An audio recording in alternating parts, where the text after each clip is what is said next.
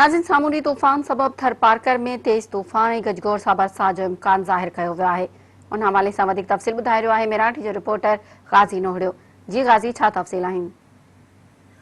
जी बिल्कुल, जो सामूंडी तूफ़ान जो ख़तरो हूँ तो पाकिस्तान का टरी वियो आहे, पर उनके असर हेठ हलंदड़ तेज़ हवाउन जो सिलसिलो जो है वो रात देर से थरपारकर में दाख़िल थी चुको है। बॉर्डर एरियाज़ के इलाइक़नि जिनमें खास कर नंगर पारकर डहली इस्लामकोट छाछरो तालुकनि के मुख़्तलिफ़ इलाइक़नि और मुख़्तलिफ़ गोठन में रात देर का बरसाती सिलसिलो शुरू थी वियो है।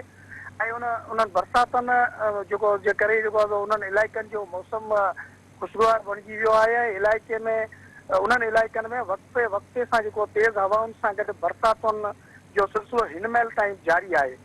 जिन इलाइक़नि में बरसात वसी पई है वसकारो थी पियो है, उन इलाइक़नि जो मौसम इंतहाई मज़ेदार बणिजी वियो है। तव्हांखे इहो ॿुधाईंदो हलां त हिन वक़्तु जेको तेज़ हवाउन जो सिलसिलो है वो समूरे थर में हलंदड़ है। तेज़ हवाउन ऐं मिट्टीअ जे तूफ़ान के करे इंसानी ज़िंदगी पिणु मफ़लूज बणिजी वई है। मानू जो उहे घरनि ताईं महदूद बणिजी विया आहिनि।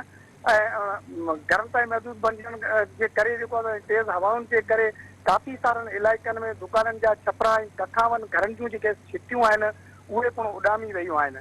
हिन वक़्तु मिठी समेत मुख़्तलिफ़ इलाइक़नि में बरसात जा इम्कान पिणु वधी विया आहिनि। आसमान ते घनघोर घटाउनि जा मंज़र छायल हुजण जे करे है सो बरसात जा इम्कान वधी विया आहिनि। ऐं होॾां डिप्टी कमिश्नर थरपारकर पारां थर में 317 रिलीफ कैंपूं क़ाइमु करण जी दावत कई वई हुई, पर उन ते अमल नज़र न पियो अचे ऐं जंहिंसां इम्कानी ख़तरे वारी सूरत हाल के मुंहुं ॾेई सघिजे उहो अञा ताईं नज़र नथो अचे। जी ग़ाज़ी, अवां जी महिरबानी।